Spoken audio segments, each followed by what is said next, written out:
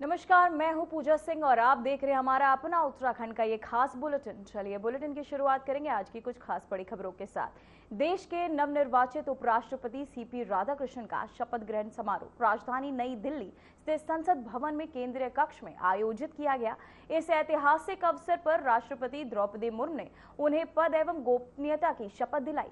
समारोह में देश के विभिन्न भागों से कई प्रमुख राजनेता, केंद्रीय मंत्री, सांसद, न्यायपालिका के वरिष्ठ सदस्य और अन्य गणमान्य अतिथि उपस्थित रहे। वहीं आपको बता दें कि उत्तराखंड के मुख्यमंत्री पुष्कर सिंह धामी ने भी इस विशेष अवसर पर दिल्ली पहुंचकर समारोह में सहभागिता की। समारोह में के पश्चात आपको बता दें कि मुख्यमंत्री धामी ने अन्य वरिष्ठ नेताओं से भी भेंट की और राष्ट्र हित से जुड़े विषयों पर विचार विमर्श भी किया।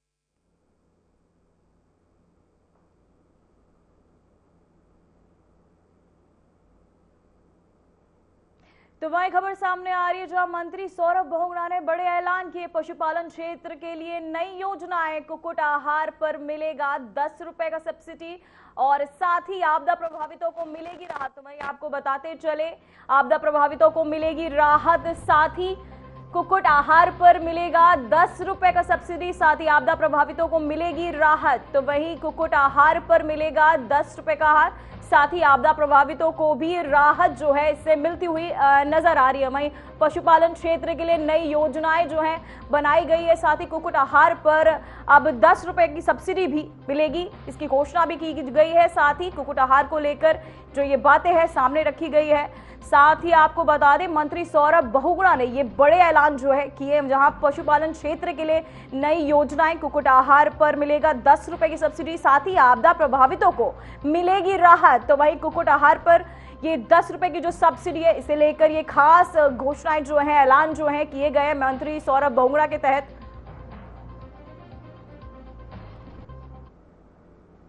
तो वही खबर सामने आ रही है जहां पीएम ने उत्तराखंड के लिए किया बड़ा ऐलान। 1200 करोड़ के राहत पैकेज का ऐलान। मृतकों के परिजनों को 2 लाख की आर्थिक मदद, घायलों को 50,000 की आर्थिक मदद। आपदा राहत पैकेज से कांग्रेस जो है नाखुश नजर आ रही है। वही कांग्रेस ने पैकेज को बताया नाकाफी, मोदी सरकार ने किया निराश।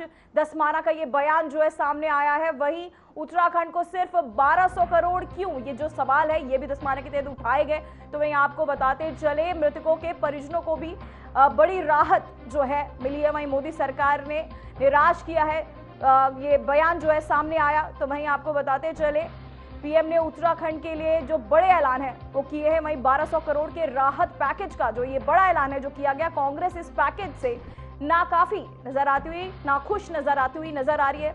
वहीं आपदा राहत पैकेज से कांग्रेस जो है नाखुश। साथ ही पीएम ने उत्तराखंड के लिए ये बड़े ऐलान जो है किए, जहां 1200 करोड़ के राहत पैकेज का ये ऐलान किया गया। मृतकों के परिजनों को 2 लाख की आर्थिक मदद सहायता भी जो है दी जाएगी, साथ ही घायलों को 50,000 की आर्थिक मदद। साथ ही आपको बताते चले बड़े ऐलान जो है किए गए पीएम के दौरे के बाद।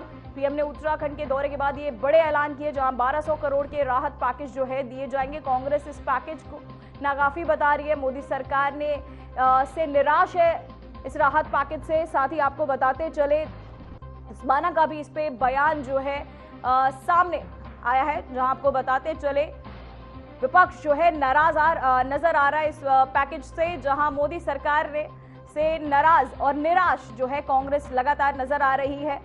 वहीं आपको बताते चले पीएम ने उत्तराखंड के लिए ये बड़े ऐलान किए, जहां 1200 करोड़ के राहत पैकेज का ऐलान जो है किया गया है। साथ ही कांग्रेस ने पैकेज को बताया नाकाफी और मोदी सरकार ने निराश और धसमाना।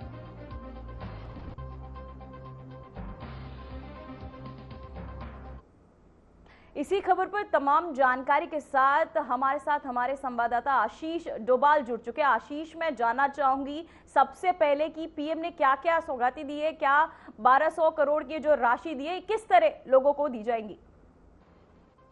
पूजा, कल जो उत्तराखंड दौरा था प्रधानमंत्री मोदी का, जी। कहीं हवाई सर्वेक्षण भी उन्हें करना था, लेकिन बारिश और मौसम खराब होने के कारण हवाई जी। सर्वेक्षण नहीं कर पाए हो। लेकिन उसके बाद जौलीग्रांट एयरपोर्ट में जो स्टेट जो राज्य अतिथि गृह है वहाँ पर उनकी बैठक हुई और करीब 1200 करोड़ का राहत पैकेज, जी। तात्कालिक राहत पैकेज प्रधानमंत्री मोदी ने उत्तराखंड की आपदा राहत के लिए दिया है। और 2 लाख रुपए जो मृतक हैं उनके परिजनों को मिलेंगे, प्रति परिजन को, और घायलों को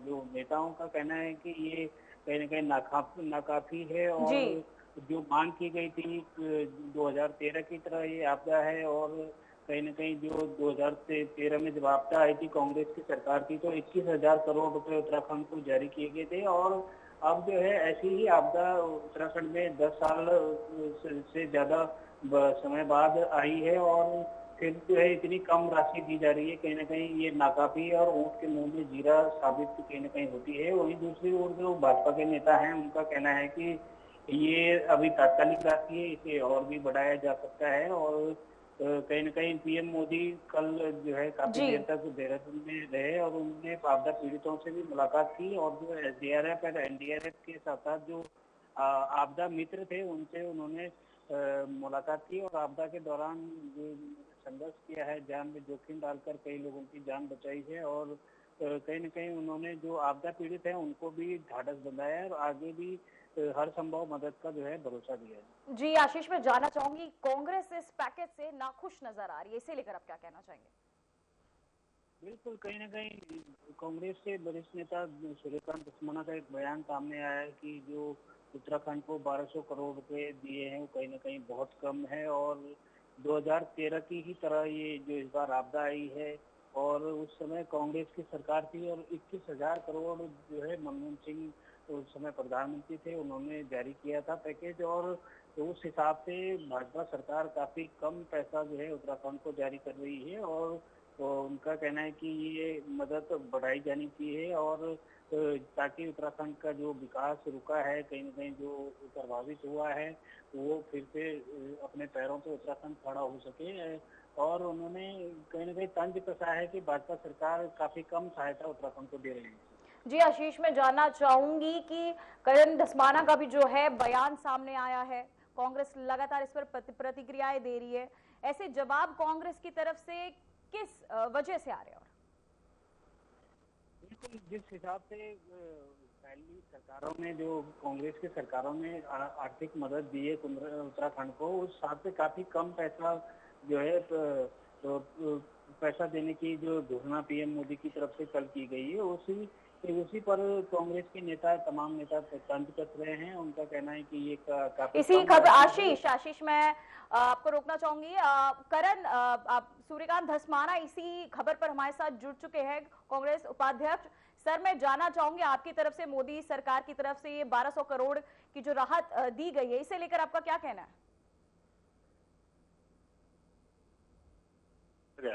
ऐसा लग रहा है जैसे एहसान करके गए होंगे प्रधानमंत्री। मतलब आप पहाड़ों में सूर्यास्त का समय क्या होता है, आप पहाड़ों में हवाई दौरा रख रहे हैं, वो भी 4:30 बजे शाम को जी। और पहले से ही मौसम की प्रिडिक्शन रहती है। प्रधानमंत्री ऑफिस में क्या ये मालूम नहीं था कि उत्तराखंड में मौसम बिगड़ा हुआ है? और आपदा एक जगह पर, एक स्थान पे नहीं आई है। उत्तर काशी के धराली में, उत्तर काशी के ही हरसिल में, उत्तर काशी के ही यमुनोत्री में, उसके बाद चमोली जनपद के थराली में, देवाल में, उसके बाद रुद्रप्रयाग में, उसके बाद पौड़ी के पाबौ में, उसके बाद पिथौरागढ़ के धारचूला में, पूरा उत्तराखंड का पहाड़ इस समय आपदा से ग्रस्त है। और आप समय रख रहे हैं हवाई सर्वे का 4:30 बजे शाम को। तो पहले से ही नियत उनकी आने की नहीं थी और जब नियत आने की नहीं थी तो वो शाम को आए, आकर के औपचारिकता निभा करके एयरपोर्ट में 1200 करोड़ रुपए देकर के चले गए। 1200 करोड़ रुपए, आप कल्पना करिए जो व्यापकता है इस पूरी आपदा की, वो 2013 से थोड़ी सी कम है। 2013 में जब आपदा आई थी तो लगभग 32,000 वर्ग किलोमीटर क्षेत्र हमारा प्रभावित हुआ था और डॉक्टर मनमोहन सिंह जी ने उस जमाने में 21,000 करोड़ रुपए की आर्थिक पैकेज हमको उत्तराखंड में पुनर्वास, पुनर्निर्माण और आपदा राहत के लिए दिया था। आज उसी पैमाने की आपदा उत्तराखंड में आई हुई है और आप 1200 करोड़ रुपए की खैरात देके जा रहे हैं। इसलिए कांग्रेस को आपत्ति है। कांग्रेस को ये भी आपत्ति है कि आप 1.5 महीने बाद थराली और जी जी हरसिल के 1.5 महीने के बाद आप पहुंच रहे हैं। मतलब आपको जब वोट लेना होता है तो आप केदारनाथ में जाके धुनी रमा लेते हैं। जब आपको वोट लेना होता है तो आपको बद्रीनाथ जी की याद आ जाती है। जब आपको वोट लेना होता है तो गंगा आपसे आपकी माँ हो जाती है। लेकिन जब आज पूरे उत्तराखंड का पहाड़ का आदमी करा रहा है, पीड़ा में है, दर्द में है, उस समय आप 1.5 महीने बाद आपदा के यहाँ पहुंच रहे हैं और पहुंचने के बाद भी एयरपोर्ट में आकर के आप बाउंड्री छू करके, पाला छू करके और 1200 करोड़ जी का जी पैकेज देके चले जा रहे हैं। इससे ज्यादा शर्मनाक बात हो नहीं सकती। जी सर, मैं जानना चाहूंगी क्या कांग्रेस इस मुद्दे पर केंद्र सरकार को कोई वैकल्पिक प्रस्ताव या मांग पत्र सौंपा है जिसे विस्तृत बजट जरूरतें जो है बताई गई हैं? मैंने मुख्यमंत्री जी के आने के पहले 4 घंटा पहले जिला प्रशासन के माध्यम से, क्योंकि हमने समय मांगा था, विपक्ष को ये समय देते नहीं, दिल्ली में नहीं देते तो उत्तराखंड में क्या देंगे। हमने इनको समय मांगा था, जब समय नहीं दिया तो हमने कहा हम ज्ञापन देना चाहते हैं। तो उन्होंने कहा कि हम आपका ज्ञापन पहुंचा देंगे। तो जिलाधिकारी के माध्यम से हमने बाकायदा एक एक आपदा का विवरण लिख करके 20,000 करोड़ रुपए की डिमांड की थी। लेकिन आपने देखा उससे पहले हमारे प्रदेश अध्यक्ष करण मारा वो पत्र लिख करके 20,000 करोड़ रुपए की डिमांड कर चुके थे। हमारे सीनियर लीडर्स ने, चाहे प्रीतम सिंह जी हो, चाहे गणेश गोदियाल जी हो, चाहे हरीश रावत जी हो, इन सारे लीडर्स ने प्रदेश अध्यक्ष करण मारा की जो 20,000 करोड़ रुपए की मांग थी उसका समर्थन करते हुए पूरे प्रदेश की तरफ से हमने कल पत्र बाकायदा प्रधानमंत्री जी को भेजा था। लेकिन मुझे अफसोस है, मुझे बहुत दुख है इस बात का, पूरे राज्य के लोगों के घाव में नमक छिड़कने का काम प्रधानमंत्री जी ने किया है। ये हमारे साथ बहुत बड़ा अन्याय है, ये हमारी बहुत बड़ी उपेक्षा है और उत्तराखंड इसका जवाब जरूर देगा, क्योंकि हिमालय टूट सकता है लेकिन हिमालय झुक नहीं सकता। जी ये सर, मैं जानना चाहूंगी आपने 1200 करोड़ की ये राशि को ऊंट के मुंह में जीरा बताया। क्या कांग्रेस पार्टी ने कोई आकलन या रिपोर्ट जारी की जिसमें दिखाया गया हो कि राज्य वास्तव में कितनी धनराशि की जरूरत हो? आपको मैं बता रहा हूं कि धराली में पूरा का पूरा जो धराली कस्बा था वो नेस्तनाबूत हो गया। वहां पर जो इमारतें थी लगभग 125 इमारतें, जिसमें होटल्स भी थे, जिसमें रिसोर्ट भी थे, जिसमें होम स्टेज भी थे, जिसमें लोगों की अपने व्यक्तिगत रिहाइश भी थी, जिसमें लोगों की दुकानें, होटल, रेस्टोरेंट भी थे, वो समाप्त हो गया, एक भी नहीं बचा। उसके बाद हरसिल में आपको मालूम है मिलिट्री का कैंप, वो वॉश आउट हो गया। उसके बाद थराली में पूरा थराली बाजार डूब गया। थराली के बाजारों में, लोगों के घरों में और मकानों में मलबा चला गया, जो अब रहने लायक या व्यापार करने, दुकान खोलने लायक नहीं रहे। इसी प्रकार से देवप्रयाग में बादल फटने की घटना से जो नुकसान हुआ, इसी प्रकार से धारचूला में जो नुकसान हुआ, पौड़ी में गांव में, वहाँ सैंजी गांव में जो जिस प्रकार से नुकसान हुआ, इसी प्रकार से पूरे राज्य के जो पूरे आपदाओं के हमारे पास आंकड़े आए हैं, उसका पूरा आकलन करके हमने 20,000 करोड़ रुपए की डिमांड करी थी। अरे भाई 20,000 करोड़ नहीं करते, 10,000 करोड़ कर जाते। 10,000 करोड़ ना करते, अपने मुख्यमंत्री धामी की इज्जत रख लेते। 6,000 करोड़ तो उन्होंने भी मांगा था, वही कर जाते। लेकिन 1200 करोड़ रुपए तो ये उत्तराखंड के साथ भद्दा मजाक है। इसीलिए मैंने कहा कि ऊंट के मुंह में जीरा।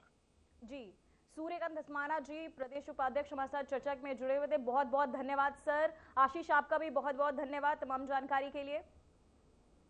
वहीं खबर सामने आ रही है जहां पुलिस और ड्रग विभाग की बड़ी कार्रवाई, ऋषिकेश में मेडिकल स्टोरों पर की गई छापेमारी, जहां मानकों की अनदेखी पर 5 स्टोर्स जो है सील किए गए। वहीं दवाइयों की खरीद और बिक्री पर भी रोक लगा दी गई है। साथ ही आपको बताते चले दवाइयों की खरीद और बिक्री पर रोक लगी, जहां मानकों की अनदेखी पर ये 5 स्टोर जो हैं सील कर दिए गए। वहीं पुलिस और ड्रग विभाग की ये बड़ी कार्यवाही के चलते जो है स्टोरों को सील किया गया। ऋषिकेश में मेडिकल जो स्टोर पर उन पर बड़ी कार्यवाही की गई, जहां मानकों की अनदेखी को लेकर 5 स्टोर्स को सील किया गया। तो वहीं जिलाधिकारी प्रशांत आर्य ने जन समस्याओं के त्वरित समाधान को प्राथमिकता देते हुए सभी संबंधित अधिकारियों को तत्काल संज्ञान लेकर आवश्यक कार्यवाही करने के निर्देश दिए हैं। उन्होंने स्पष्ट कहा कि नागरिकों की समस्याओं के समाधान में किसी भी प्रकार की लापरवाही या टालमटोल बर्दाश्त नहीं किया जाएगा। आर्य ने अपने कार्यकाल में जनता की समस्याएं सुनते हुए अधिकारियों को जिम्मेदारी के साथ कार्य करने की हिदायत भी दी। इसी प्रकार वार्ड नंबर 3 तलोद उत्तरकाशी में कुटेटी देवी मंदिर के पुजारी ललित मोहन नौटियाल ने अवगत कराया कि मंदिर में विगत 3 सप्ताह से पेयजल आपूर्ति बाधित है। वहीं जिलाधिकारी ने इस पर भी गंभीरता से संज्ञान लेते हुए संबंधित विभाग को त्वरित कार्यवाही करने के निर्देश दिए हैं।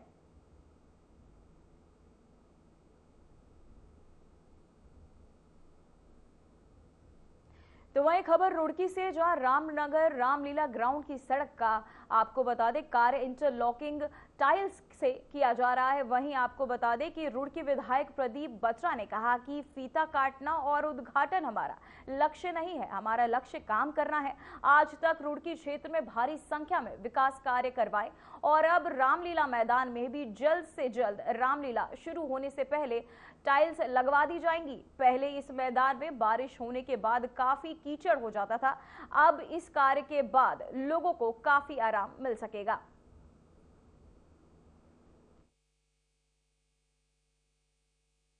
देखिए, भारत माता की जय। हमारे सनातन धर्म और हिंदू धर्म के बहुत बड़े त्यौहार जो है वो आ रहे हैं। दिवाली है, दशहरा है, अभी जन्माष्टमी और गणेश चतुर्थी आज पर होने मनाई।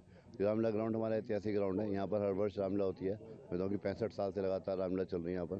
तो इस बार भी रामलीला समय पे शुरू होनी है, तो उसके तहत हम लोगों ने यहाँ पर इंटरलॉक टाइल्स लगवा रहे हैं ताकि जो श्रद्धालु आते हैं रामलीला देखने और भजन सुनने, उनको दिक्कत ना हो बैठने में। बारिश के समय काफ़ी यहाँ पे दलदल हो जाती है, तो उसके तहत यहाँ पे कमेटी द्वारा मेरे से रिक्वेस्ट करी गई थी, तो यहाँ पर टाइल्स का कार्यक्रम चल रहा है और रामलीला के शुरू से पहले यहाँ पर टाइल्स जो है कलर टाइल्स लगवा दी जाएगी। कितने बजट से काम हो रहा है सर, और इसकी गुणवत्ता कैसे आप एश्योर कर रहे हैं कि भाई बहुत बेहतर काम हो? देखिए, टाइल्स में गुणवत्ता की ज़्यादा नहीं होती। टाइल्स टेस्टेड आती हैं, PWD द्वारा कार्य हो रहा है और मैं सोचता हूँ कि टाइल कंप्रेसर से चेक होकर आती हैं और PWD के अधिकारी भी यहाँ पर है जिन्होंने टाइल टेस्ट करी है और बहुत हेवी टाइल्स लग रही है यहाँ पर। अगर आप इसके ऊपर डबल 10 टायर ट्रक भी चढ़ाएंगे तो मैं सोचता हूँ कि ये टाइल्स को कुछ नहीं होगा। तो वहीं खटीमा में 18 लाख की साइबर धोखाधड़ी का पर्दाफाश हुआ। कोतवाली खटीमा में प्राप्त शिकायत पर तुरंत कार्यवाही करते हुए उधम सिंह नगर पुलिस ने मात्र 2 दिनों में साइबर धोखाधड़ी का खुलासा किया। पुलिस ने 2 शातिर अभियुक्तों को लखनऊ से दबोचा, जिन्होंने 10 से अधिक राज्यों में ऑनलाइन ठगी कर लगभग 1.86 करोड़ रुपए की ठगी की थी। वहीं अभियुक्तों के कब्जे से साइबर धोखाधड़ी से जुड़े सभी उपकरण और सबूत बरामद कर लिए गए हैं। वहीं पुलिस ने बताया कि पूरी जांच जारी है और अन्य संभावित पीड़ितों की जानकारी जुटाई जा रही है।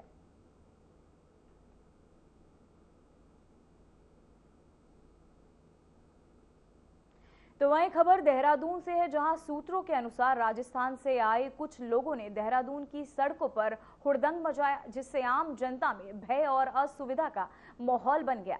वहीं स्थानीय लोगों ने बताया कि हालात गंभीर है, लेकिन प्रशासन की प्रतिक्रिया दिखाई दे रही है। जनता का कहना है कि राज्य में कानून व्यवस्था केवल कागजों में मौजूद है, हकीकत में काम नहीं कर रही। विशेषज्ञों का कहना है कि इस प्रकार की घटनाएं जनता के विश्वास और सुरक्षा भावना को कमजोर करती है।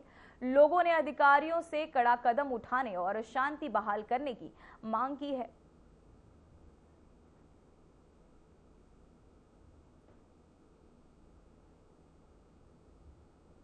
तो मैं रुड़की के झबरेड़ा थाना क्षेत्र के कोटवाल आलमपुर गांव में स्थित राज्य के प्राथमिक विद्यालय कोटवाल आलमपुर 2 में से आपको बता दें 2 में से 2 शिक्षकों पर 7 वर्षीय बच्चे के साथ डंडे से मारपीट करने का आरोप है। बच्चे के परिवार ने बताया कि शिक्षक बच्चे को घर से बुलाने लाया था और जहां उसे मारपीट का सामना करना पड़ा।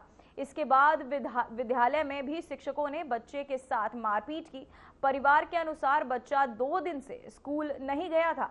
मारपीट के कारण बच्चा गंभीर रूप से घायल हो गया है।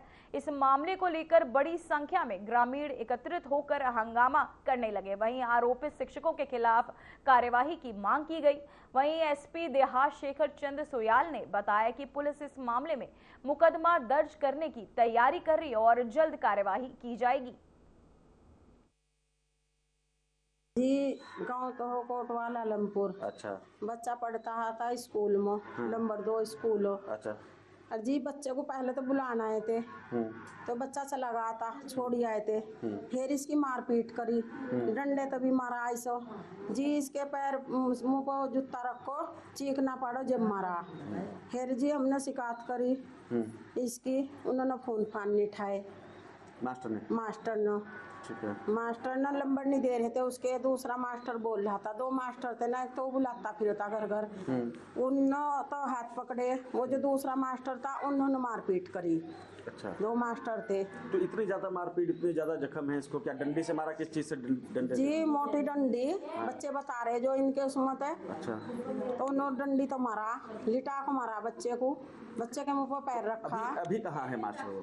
जी कहीं पता नहीं है, फरार है यहाँ से? फरार है, यहाँ तो नहीं है। प्रकरण आप बता रहे हैं थाना झबेड़ा क्षेत्र का है। एसओ ने मुझे अपडेट दिया था कि किसी सरकारी स्कूल में पढ़ने वाले बच्चे के साथ टीचरों के द्वारा क्रूरता बरती गई है, जिसका प्रमाण शायद वो दे रहे हैं। तो मैंने एसओ से उसमें नियमानुसार कार्रवाई करने को बोला है। तो जैसे थाने में आते हैं उसके हिसाब जो यथोचित उसमें सेक्शन बनेगी, जो कार्रवाई बनेगी वो हम करेंगे। अब देखिए वही है कि वो होमवर्क नहीं कराया, कुछ शरारत करा था, ऐसा परिजनों का मानना है कि टीचर ने बिना कुछ समझे बहुत ज़्यादा बच्चे के साथ मारपीट करी है।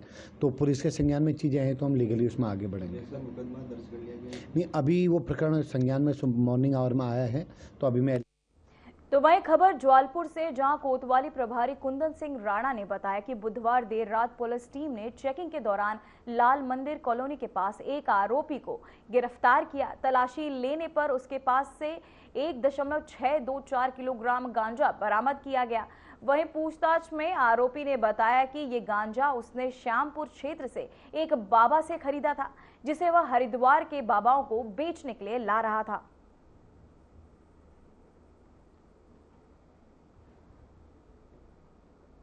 फिलहाल खबरों में बस इतना ही। मुझे दीजिए इजाजत। नमस्कार।